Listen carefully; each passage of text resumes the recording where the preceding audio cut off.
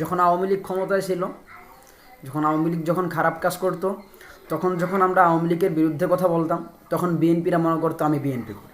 আবার যখন বিএনপি যখন এখন খারাপ কাজ করতেছে, বিএনপির মানুষটা যখন খারাপ কাজ করতেছে, তখন যখন আবার তাদের বিরুদ্ধে কথা বলতেছে, তখন তারা মনে করতেছে আমি জামাত করি। জামাত যখন কিছু একটা ভুল করতেছে, সেটা যখন আগে তুলে ধরতেছে, তখন তারা মনে করতেছে আমি হয়তো কোনো জঙ্গি সংগঠনের সাথে যুক্ত আছি। আসলে আমরা কোনো জঙ্গি সংগঠনের সাথেও যুক্ত নাই, আমরা হচ্ছে একজন সাধারণ মানুষ। আপনারা দোষ করলে আমরা সেই দোষটা বলার যোগ্যতা রাখি।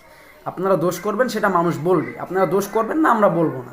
আপনারা যা বলতেছেন, আগে যারা বলছে আমরা দেখতেছি যে এখন আবার কেউ কেউ বলতেছে যে আওয়ামী লীগ বলতো আলবদর, কিছু ভালো কথা বললেই আলবদর বলতো, আর এখন তারা আবার সেই কথাটাকে পেঁচায়ে বলতেছে আলবটর।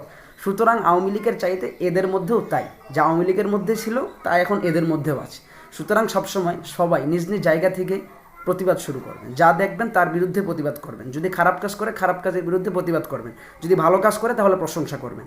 যদি এমনভাবে চলতে থাকে তাহলে আপনার সুন্দর একটা দেশ পাবেন। আর যদি এমন করে যদি আপনি প্রতিবাদ করতে না পারেন, তাহলে আগেও যেমন করে নিয়ে গেছে আবারও এমন করেই খাবে ইনশাআল্লাহ। সুতরাং সবসময় প্রতিবাদী হন, প্রতিবাদী হন, প্রতিবাদী হন।